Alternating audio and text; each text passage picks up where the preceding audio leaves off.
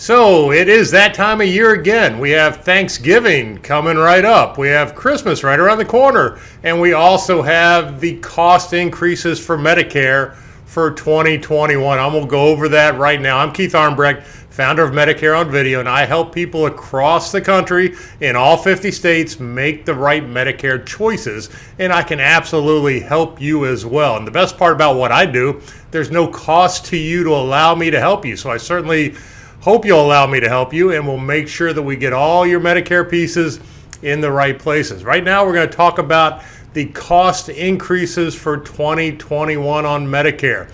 And some of us may feel like this fella here in the middle, where it just keeps on coming. I've yet to make a video on cost decreases for Medicare. So they do go up every year.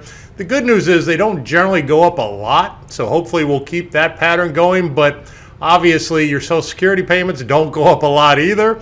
So the offset is usually pretty minimal when you're looking to hopefully increase your income. But we're going to talk about the cost increases so you understand how they are, because that's certainly important. There's always questions after videos. I'm happy to help with any of it. Send me an email, give me a call. If you have any questions with Medicare, I'm happy to help. So let's talk about the cost increases in Medicare and what it's actually going to cost you going forward. So first we have the Medicare deductibles. So when you have original Medicare, Part A has a deductible and Part B has a deductible.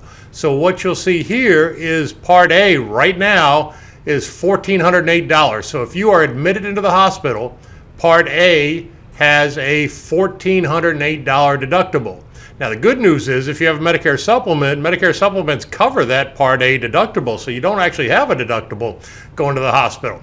That Part A deductible for 2021 is going to go up $80 per admission. So it's $1,484 per admission. That's how that hospital deductible works, is every time you go in the hospital for a different condition or outside of a 60-day window, you can have a new deductible. So that's one reason you definitely want to have a Medicare supplement plan, because it can be a big out-of-pocket expense. So Part B, which is for stuff that goes on outside of the hospital, much smaller deductible. Right now it's $198. Next year, 2021, it's going to go to $203. So, not a big deal. It's going up $5 from 2020 to 2021. And most supplement plans do not cover that Part B, so that is your out-of-pocket expense. And if you have a Plan G, that's your only out-of-pocket expense for the entire year. So certainly something to understand when we're working, getting our Medicare supplement plan in place, that we're going to know our out-of-pocket costs. So not really too bad in that area. Now, we're going to now talk about the premiums for Medicare, and that is where it kind of offsets your Social Security increase. And that's what most people feel like that fella in the front of the video feels when they get their notice in the mail for how much they're going to get an increase in Social Security and then how much their Medicare premiums are going to increase. And usually, again, it's pretty close to the same.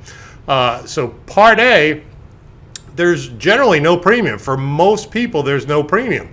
And that is as long as you have worked 40 quarters, in other words, 10 years. And the reason there's no premium, because you've been paying tax on Medicare. You've been paying a Medicare tax every paycheck for pretty much your entire life. And now that's going to cover your Medicare Part A premium. I'm going to show you in just a second the cost if you have not worked 40 quarters and what it would actually cost you out of pocket.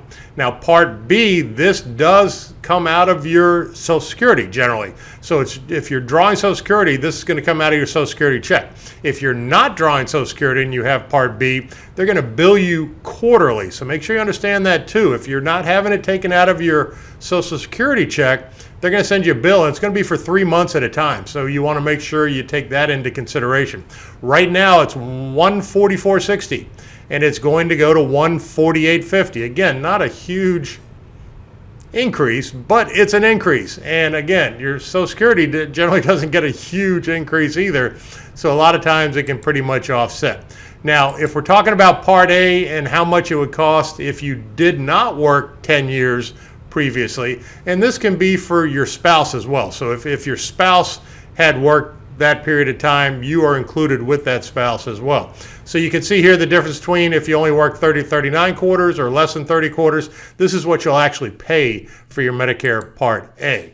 Now, let's take a closer look into Part B, because Part B is income adjusted. So if you are having higher than, I don't even want to say average income, but the threshold where there is no increase, then you're going to pay more for your Part B. And the way this works on income-based increases is it is a 2-year look back. So they only have access to taxes from 2 years ago. So obviously they don't have access to what you're currently making. So they look 2 years ago. So if it's 2021, they're looking at your 2019 tax return and your MAGI, your adjusted gross income on your tax return. You can see here if it is on an individual basis $88,000 or less, or on a joint basis $176,000 or less, then you're going to pay the standard Medicare Part B premium. You can go down the list here and see if your income is in a higher bracket, what it will do to your Medicare Part B premium. And again, this is 2 years back. Now, a lot of times folks will have higher income 2 years ago and now they're retiring. So it is something you can appeal. And I have the forms on my website. If you go to MedicareOnVideo.com, go into the guides and forms section. It's called IRMA, Adjusted Rate Monthly Adjustment, something like that. And I have that form. I have the brochure. I have the appeal form right on my website. Feel free to go grab it there. You can download it. It's easy to do. There's another page to this. So if you make a lot more money, it's going to get much higher. So if you had individual income of $500,000 or above, joint income of $750,000 or above, your Medicare Part B premium in 2021, instead of that small amount, is going to be $504.90. And if you're married, that's for both of you. So it's going to be over $1,000 a month for the two of you. So make sure you understand that. If you need to appeal it, appeal it. If you have any questions, give me a call. I'm happy to help with any of it. And then we also have Part D. This is for Medicare drug plans. If you get a Medicare drug plan, and if you're on original Medicare, you get a Medicare supplement, you're probably going to get a Medicare drug plan. A basic Medicare drug plan costs about $20 a month. Now, if you have this same income adjustment and it's the same as Part B, so this is on the drug plan, so you'd have that whatever your premium is for your Part D, and if you make the 88 or the 176 or less, there's no increase to it.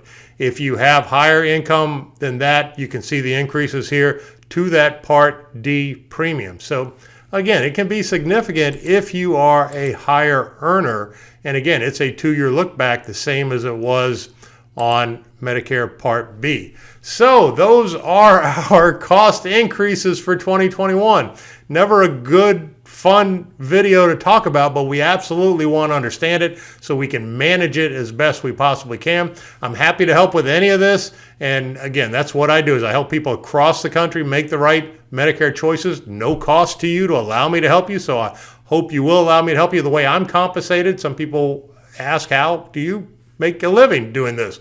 Whatever Medicare supplement plan we choose, whichever insurance carrier we choose to go with, they pay me a little to be your service agent now and in the future. So I'm there for you, not only right now to make these decisions, but when things come up in the future, I'm there to walk you through it or help you manage it and make sure we continue with the best value. So I don't work for any particular insurance carrier. I'm a broker, so I can choose anything that's available. So I make sure we make the right choice coming in, and then we manage it as we go. So I hope you found this helpful. Have a fantastic day.